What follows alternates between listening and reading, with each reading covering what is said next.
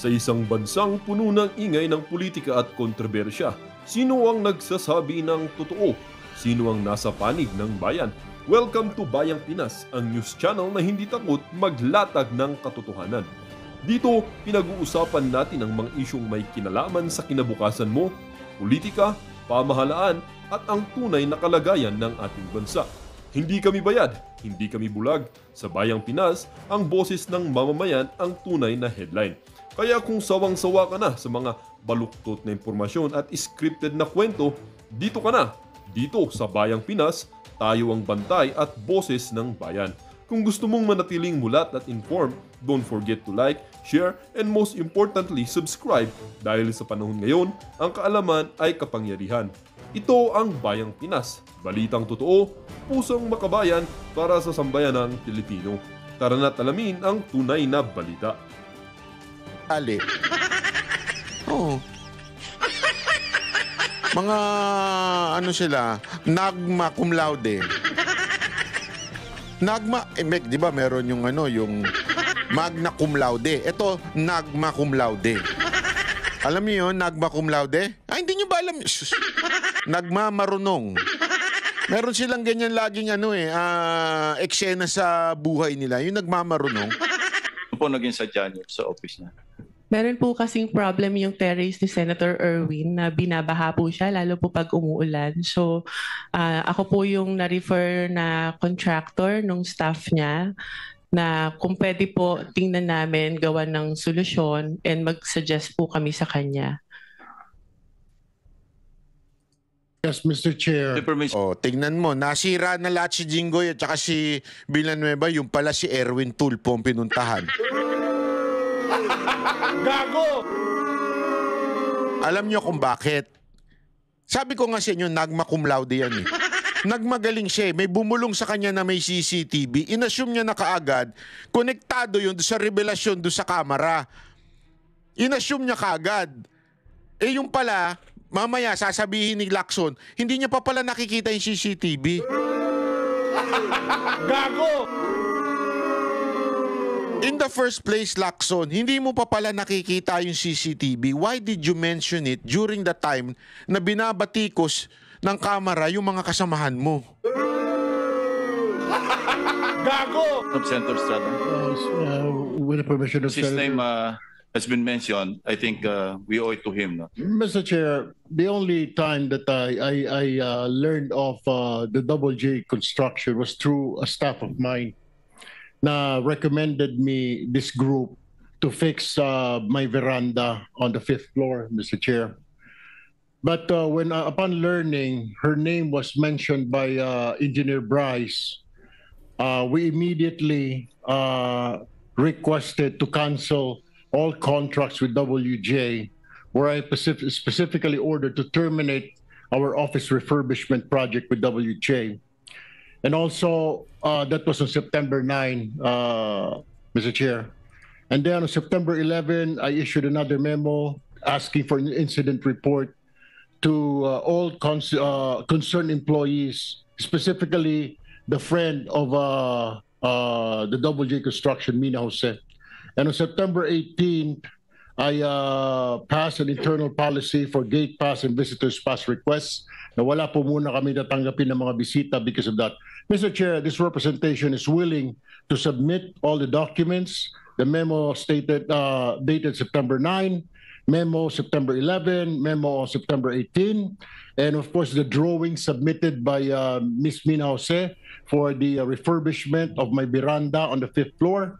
Also, some contracts we're willing to submit for in this committee, Mr. Chair. Thank you. Mrs. Jose, meron pong sinabit sa aming opisina yung Director General, CCTV footage. So gusto ko lang malaman din para sa kaalaman ng lahat. Bukod sa opisina ni Senator Erwin Tulfo, saan po pa kayo nagpunta? Meron pa po akong pinuntahang office at sabi ko nga po, may mga kaibigan po ako sa Broome na tinext ko na papunta ako ng Senate and I want to see them. Can we plus on the screen yung footage, yung CCTV? Pinawin mo yung Broome. Ano yung Broome? It's the Blue Ribbon Oversight Office Management, Your Honor. Ito na naman si Nagma. Ito, no? Nagmamarunong talaga eh, no? Sa third floor na ba ito? Doon muna sa ground floor. August 19. Yeah. August 19, correct.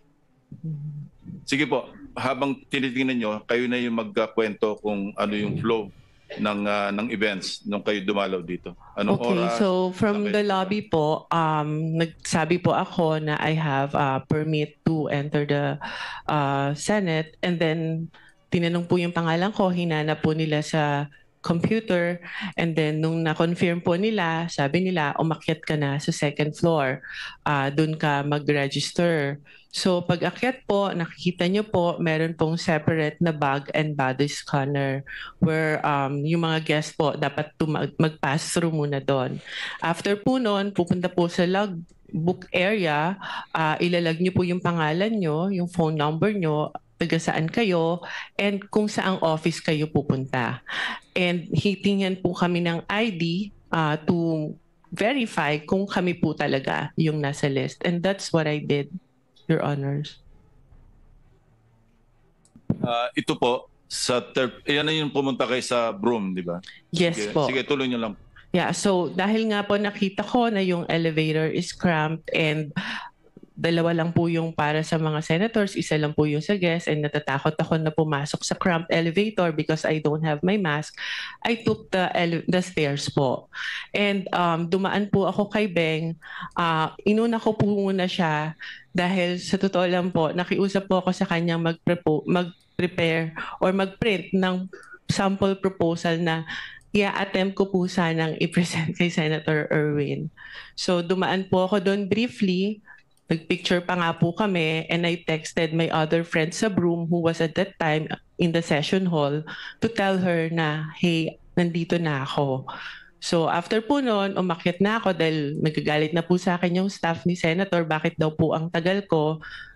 Sandali lang daw po si Senator para explain sa akin kung ano yung gusto niyang gawin. So umakyat na po ako sa office ni Senator Erwin Tulfo. Mr. Chair, may I also add that we'll be submitting a screenshot of the text message between my staff and Ms. Mina Jose. Where was she during that time? Dahil doon po sa text message, sinabi niya dumaan pa sa Broome. At meron din po akong letter sa staff ko asking her bakit dumaan sa Broome.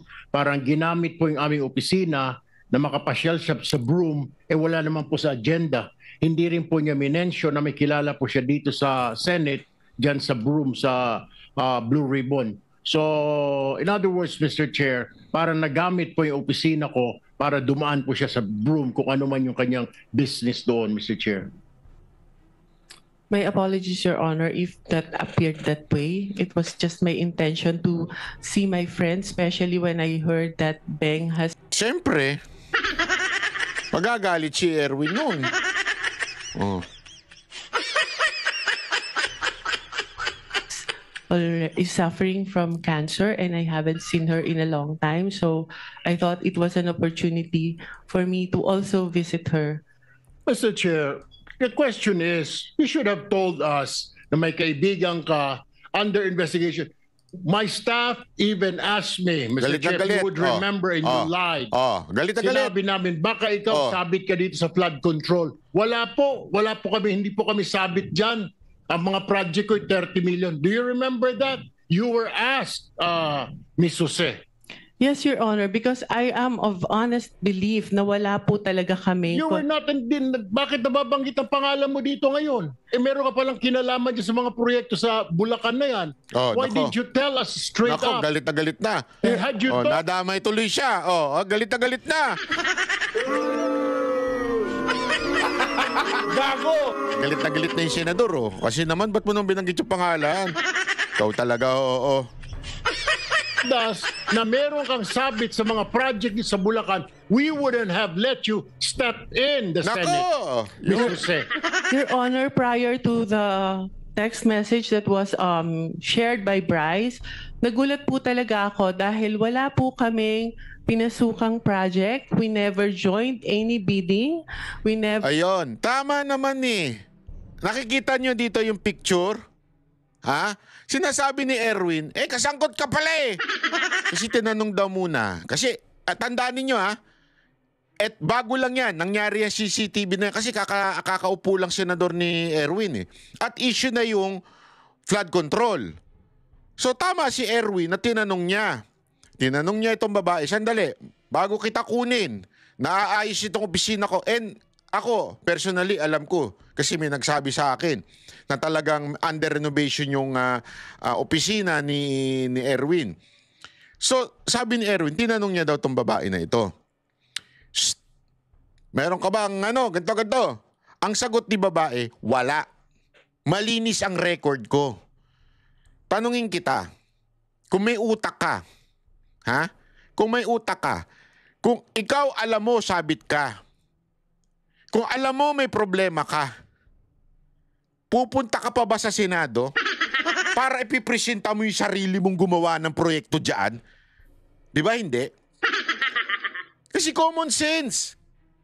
Alam mo nang may sabit ka, alam mo nang meron kang problema, alam mong may ginawa kang katarantaduhan, ang pinakagagawin mo, pupunta ka ng Amerika at magde-declare ka na may sakit.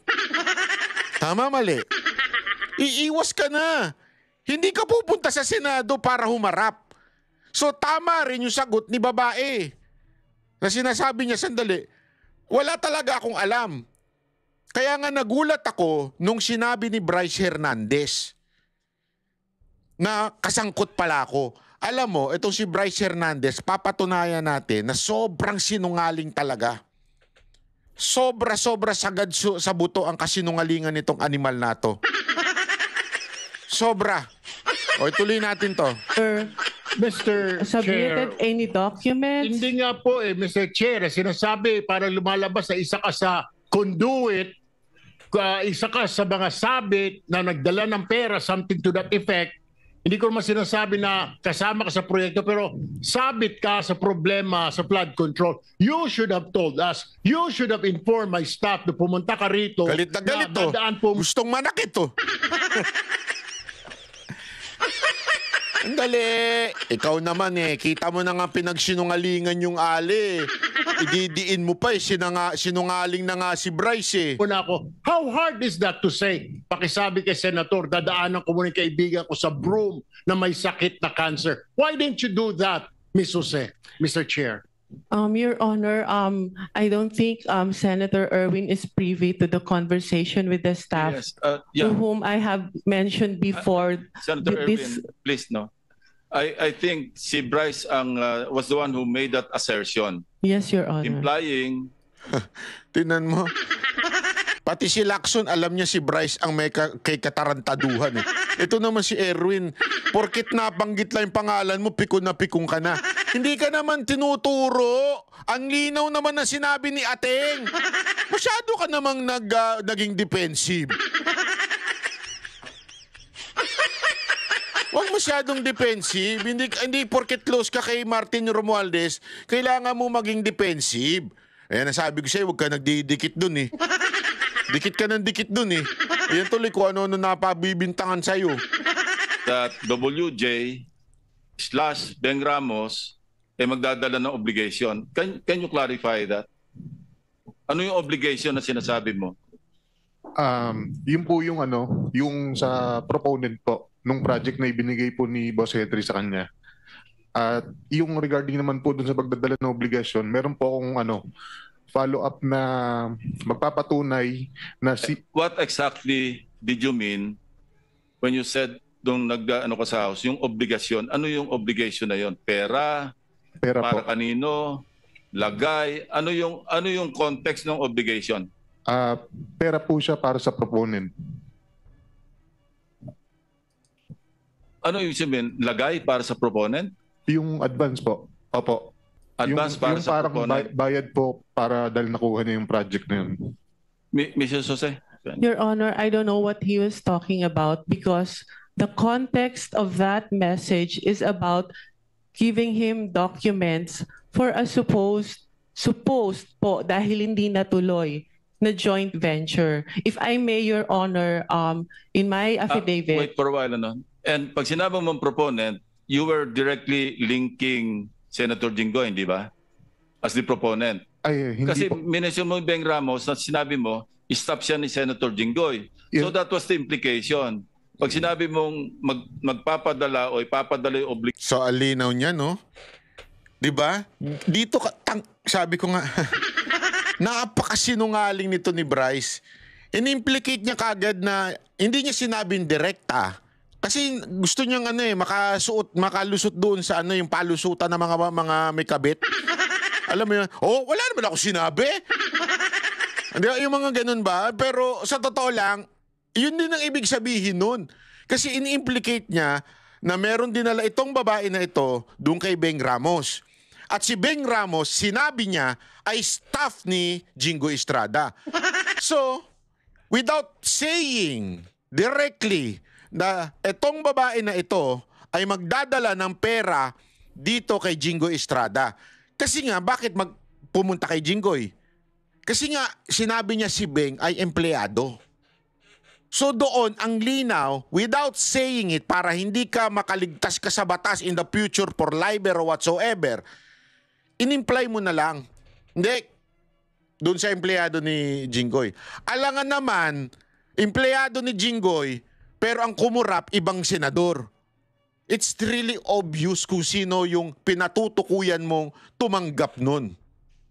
Kasi empleyado ni Jinggoy, yun ang sinabi mo, which is, hindi pala empleyado ni Jinggoy. Oh. Gago! Ay nako, Bryce. Meron ka pa. May isa ka pa. Huwag ka mag-alala. May isa ka pang marami ka pang kasinungalingang dadagdag dyan. sa WJ, Beng Ramos, and then nung tinanong ka, sino si Beng Ramos, staff ni Senator Jinggoy, di ba? Yes po. So yun ang in-imply mo na yung obligation na sinasabi mong para sa proponent para kay Senator Jinggoy. Hindi po, Your Honor. Ano yun? Sino yung proponent ngayon? Ibang project po yung hindi po galing kay pinagdugtong mo Senator kasi Jinggoy. Anyway, sige, please continue, Mrs. Jose. If you remember po dun sa shinare niya na text message, nagpakilala lang po ako na Mina, WJ Construction, Beng Ramos, for him to know na nakuha ko po yung number niya kay Beng Ramos. And nag-usap po kami, nagpakilala ako as contractor, nagtanong po ako sa kanya kung ano po ba yung, to have an overview kung ano po yung mga projects na meron po sa kanilang district nung sinabi niya po na siya ay taga Bulacan. So nung sinabi niya po... Ito yung thread ninyong dalawa. Sige, ituloy mo lang. Yes po. Nung sinabi niya po na mostly flood control, tinanong ko po kung ano po yung category na required nila. Ang sabi niya po, at least small A. Sabi ko po sa kanya, hindi po pala kami pwede because our flood control category is only small B. So baka hindi na po kami tumuloy. And he suggested po na pwede pa rin naman through a joint venture agreement, which is naman po normal na kalakaran sa construction sa DPWH na if you want to participate in a project na hindi ka qualify, you can do a joint venture with a license na qualified po doon. So our agreement was that, but sa kanya po, bibigyan kita, ipapakilala kita doon sa contractor na qualified, but all the expenses, sabi niya, for the processing of the joint license agreement will be for your account. So ako naman po nag-agree, no? And yun po yung conversation namin. Nasabi ko, sige, Pero alam mo, ito may papakita ko sa inyong video bago ituloy yan. Ito. Nakita nyo? Lacson.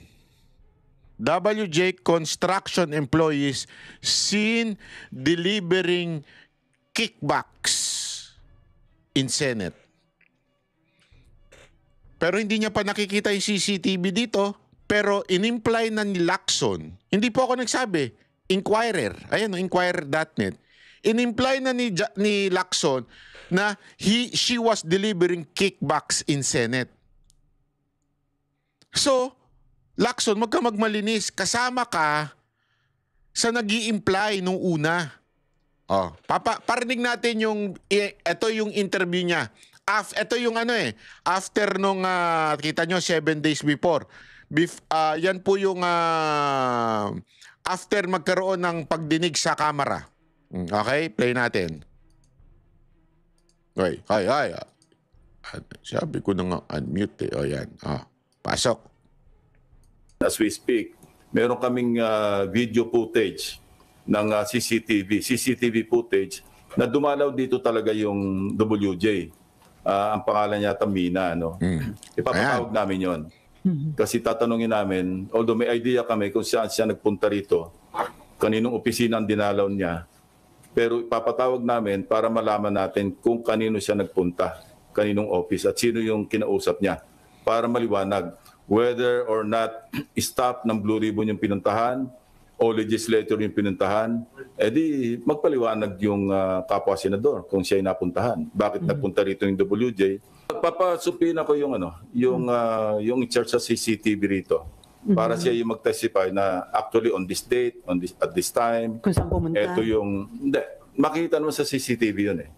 Pero mas mainam na yung formally i-testify noong mismong operator ng CCTV kung saang opisina, kailangan yun eh. Kasi kung CCTV alone, hindi mo mapagsilita yun eh. Pero may initial info kayo, sir, kung kaninong office na Meron, senator? pero hindi validated eh. Kaya mas magandang tingnan na muna. Sir, will you be inviting yung Pinasecure ko na yung footage. It's a good thing that Yeah. Ito yung problema kay Lacson eh. Yun yung nagmakaw din. Nagmamagaling minsan eh. Na parang ang dating, after na camera, bigla siya nagsalita ng ganito na para bang sinisigundahan niya yung sinabi ng camera na si Jinggoy at saka si Villanueva, may nakakitang CCTV na nag-deliver ng kickbacks. Hindi ako nagsabi ha. Inquirer. Ayan ang linaw. Lacson. Nagpa-deliver. So ibig sabihin dyan, noong una, sumasakay ka na para madiin yung dalawa mong kasamahan. happened last August 19. Kasi ang lifespan ng footage, 1 buwan eh. Yes. Kung inabot tayo halimbawa September 20 ngayon, Wala hindi na na. natin burado na yon. Di ba ho? Ang linaw eh. Tapos ngayon, si Bryce lang ang inaano mo. Deliver ko dyan yung mga document through my staff. And I have to know pa po kung sino yung taong Hi, I'm kausap Bons ko. Magsambol, and Kaya this is medyo your ano pa rin po ako medyo cautious pa rin po ako. I want my staff to go there para makilala po siya at kung sino yung contractor na sinasabi niya. Mr. Chair, may Mr. Chair? I interject? Mr. Chair, Yes, Senator with the Marcoleta. permission of Senator Bryce, nung nag-testify ka sa House, matibay yung salita mo na si Miss, ano pangalan? Mina po. Mina, ay magdadala ng pera sa proponent. At ang binanggit mo sa House, si Senator Jinggoy. Di ba? Sa House. Your Honor, nakalink lang po na ang pakilala kay kay Ma'am Mina and Ma'am Beng is staff po ni Sen Jinggoy. Pero hindi po obviously. specifically sinabi ko na yung proponent Sinungaling. is para po kay Senator Jinggoy. Ayun, malinaw ngayon, ina-attribute mo lang bali kay Senator Jinggoy dahil Tanginan staff niya yan. si Beng. Tama? Hindi po. Ibang projects po yung sinasabi ko na nakatag po kay Senator Jinggoy. Hindi po yung specifically noong 2022. O, iba na naman ang sinasabi mo. Ito muna. Iba na isa-isa naman lang. Putang inan to. Sorry. Bawi natin yan. Binabawi ko yan. Nag-iiba ka na naman ng na salita. Excuse Sa me, House. Senator Marcoleta, with the indulgence of the other members, we are suspending the one follow-up question because of the sensitivity of this issue. Okay. We want to resolve this and get to the bottom of this. So, with your indulgence, baka pwedeng suspend natin yung one follow-up question. Mag-freewheeling muna tayo. Sandali. Thank you. Thank you, Mr. Chair. So, Yan na hindi ko maintindihan eh. Ito si Lacson paputol-putol eh. Kasi pwede nang idiretso yun dyan eh. Sino nagsabi sa'yo na i-implicate si Jinggoy? Obviously, Congress, House. Obviously, tama yung sinasabi ni Marcoleta na merong nagdidikta at sabihin na magturo ng mga senador. Dito, without implying directly, without saying directly na si Jinggoy ang tumanggap nung whatsoever na dinala daw ni Mina, yung pala walang dinala. Pangalawa, hindi pala pumunta kay Jinggoy. Nagpunta lang kay Beng kasi nga daw may cancer, stage 4 ata cancer yung si Beng. So dinalaw lang na bilang kaibigan. Tapos inimplicate niya na, parang sinabi niya na kagad indirectly, hindi, empleyado yan ni Beng, ay ni Jinggoy. Gago! Gusto niyo pa ba malaman kung gaano kasinungaling tong animal na to? Ha? Gusto niyo pang malaman? O, ito. Mr. Bryce Hernandez, hindi tayo personal magkakilala. Do you confirm? Yes, Your Honor. Ni minsan ay hindi po ako tumawag sa iyo, nag-text message sa iyo, nag-message. Tama ba? Yes, Your Honor. Sinabi mo sa testimony mo sa house na binigay mo ang pera kay D.E. Henry Alcantara at siya ang nagsabi sa iyo na bibigyan daw niya ako. Is this correct? Wala pong specific na sinabing ganun, Your Honor. Pagkatapos mo ko dinurog sa house ngayon, wala ka specific na sinabi. Yung dito po pakinggan mo. Gago! Napakagago, no? Biglang iba na istorya. Dapat ito ikulong forever sa Senado. Sa totoo lang, dapat ikulong to forever. Eh kung ako misis nito, huling-huli ko na to eh. Sabi mo sa testimony mo sa House of Representatives na binigay mo ang pera kay D.E. Henry Alcantara at siya ang nagsabi sa iyo na bibigyan daw niya ako. Is this correct? Tungkol po dun sa 2025 projects, opo. Okay. Hindi po dun sa 2022. Mr. Bryce, you mentioned the name or names of Senator Estrada and Senator Villanueva. You see Senator Estrada twice on 2 occasions sa House.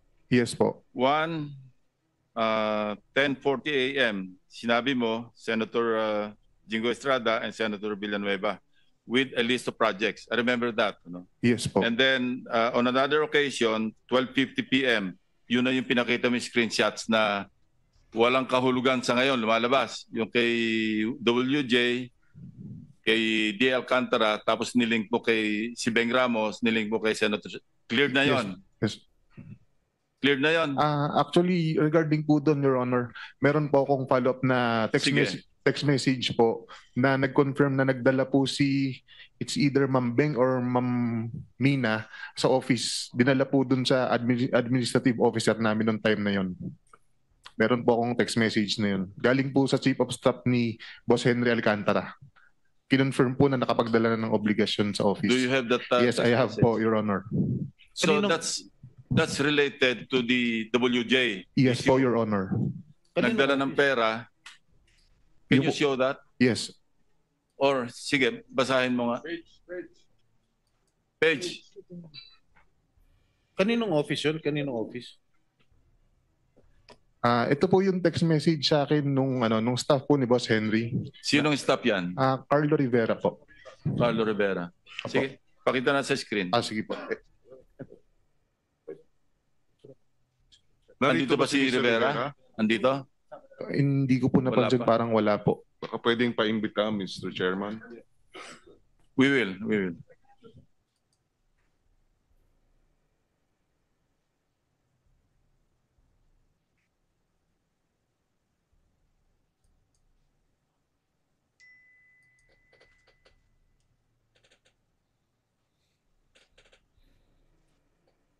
While waiting, yung isa pang pagkabanggit mo sa kanilang dalawa, yung 10:40 a.m. do sa House hearing ng September 9, di ba? September 9. Okay. Sinasabi mo, nagbaba si Senator Estrada ng 355. Yes po, Si Your Senator Honor. Villanueva nagbaba ng 600 million. Yes po, pero hindi po Okay, 2025 yun kay Senator Joel po. Hindi po. Hindi, 600 million sabi mo. Opo, pero Okay, hindi po we siya check with the 2025. GAA. No? Yung kay Senator Villanueva, in fairness to him, hindi namin makita sa GAA yung mga enumeration mo o yung enumerated list of projects. As far as Senator Jinggoy, nakita namin talaga yung 7 items kasi item for item, chinek namin, nagtugma doon sa sinabi mo. But in fairness to Senator Villanueva, unless you modify the list that you enumerated at tumama doon sa aming chinecheck, then we will also hold him into account. But as of now, we cannot. That's why I did not mention him. Yung 600 mo, mali mali yung description mo. At wala kami makita. But I want to be truthful, ano? As para Senator Jinggoy, nakita namin yung 355. Now, ibang usapan yon doon sa sinasabi mong 30%. The burden of proof is on you. Kasi sinabi mo, merong 30% si Senator Jinggoy. Yes po. Oh, how will you prove that? Si Boss Henry po actually, babasahin ko na po.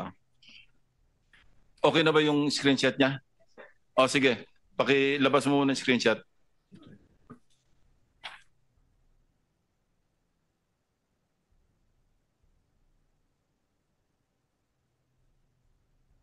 Oh, sige, you start reading from your cell phone. Sige.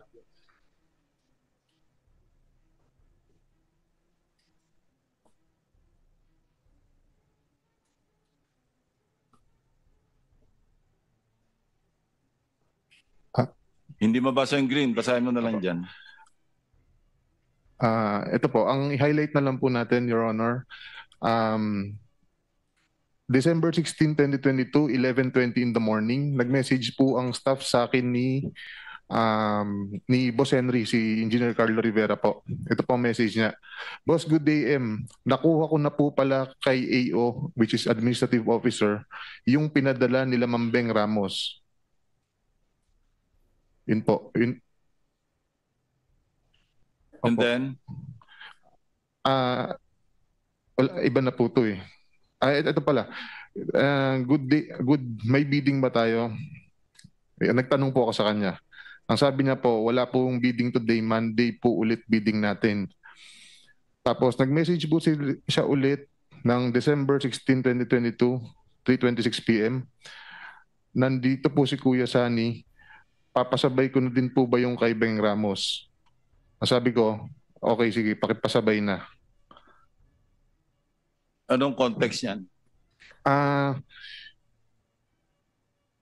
Yung pera po na dinala nila Beng Ramos. Anong project yan? Your Honor, nakalimutan ko ng specific ko ng project to, ng 2022. May nakakalimutan, Bryce. Kumpletuhin mo yung context, no? In fairness to Senator Jinggoy. And in fairness to Beng Ramos, kasi big eh. Opo. Sinabi mo nga ipapadala. Buuin mo yung istorya bago natin itackle yan. Sige po, Your Honor. Try to recall, try to remember, and then kumuha ka pa ng additional proof. Because sa akin, face value eh. Yes, po, walang Your Honor. context Sige. eh. Opo. Mr. Chairman, if I may, just to follow Senator up. Villanueva. Thank you very much, Mr. Chairman. Just to follow up on what you mentioned a while ago, Mr. Chairman, and I thank you for walking the extra mile in looking at the particular items that this so-called witness made mention during the House hearings, Mr. Chairman. Meron po ako ditong 2023 GAA, Mr. Chairman. 2023 GAA. Sabi po niya doon sa hearing, Mr. Chairman, nasa GAA daw po. He was under oath when he said it. Binasa ko po lahat to, Mr. Chairman.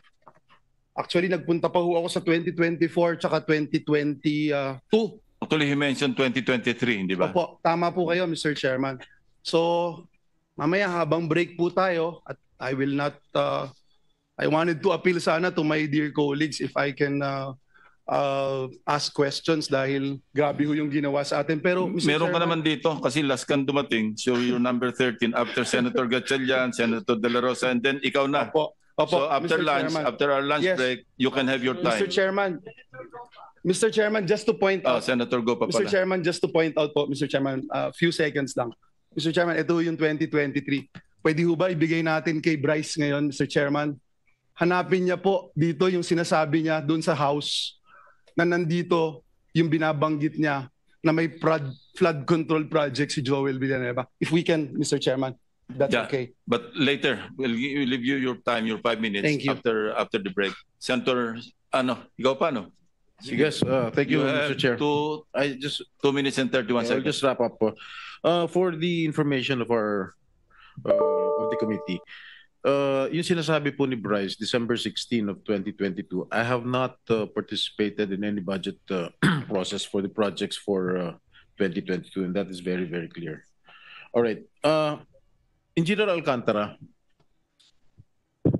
sinabi ni Bryce na binigyan daw niya sa iyo yung pera at may mga nakausap kang politiko na ang sabi niya, binigyan ka ng pera para ibigay mo sa politiko. Am I correct? Is that true? Is that true? Can you confirm? No, Your Honor. Respectfully deny po yung sinasabi niya. Ano po? Respectfully deny po yung sinasabi niya na binigay niya po sa akin na may mga ganun pong issue, Your Honor. So tama si Senator Lacson, the burden of proof lies with you, Mr. Hernandez. Kasi tahasan mo sinabi sa House of Representatives at kinundinan naman ako ng taong bayan dahil sa isang salita mo na ako raw ay humihingi ng 30%. Okay? Mga kababayan, to my colleagues here in the Senate, I have already been crucified, vilified in the past. And I am, again, an easy target. Kahit sino pwedeng sabihin nilang pangalan. Pag sinabi mo ba, si Senator Hontiveros, mihingi ng 30%. Maniniwala ba tao? Hindi. Pag ako... Sandali. Naniniwala ako doon. Kung sakasakali. Kasi di ba, naalala mo? Hindi, kung sakasakali lang naman. Wala naman nagsabing meron. Pero kung sakasakali may magsabi, maaaring maniwala ako. Kasi may issue siya sa PhilHealth dati. Gusto ko lang sabihin. Maniniwala ba tao? Yes. Dahil I have my past. Meron akong mga nakaraan na issues. Kaya I am very vulnerable to all these attacks. And I deny vehemently na merong hinihingi akong porsyento sa mga proyekto. Okay? And siguro, sinabi na ni D.E. Henry Alcantara na panay hearsay lang. Nakita mo ba na binigyan ako ni Henry Alcantara ng pera? Did you see? Did you ever see Alcantara handing money over me to me? I don't think so. Pero ba may nakita ka ba? Sagutin mo lang, yes or no, may nakita ka ba? Wala po. Okay. That's all, Mr. Chair. Kita mo, ladies and gentlemen, basta lang siya sinabi niya, eto, binigyan ko ito si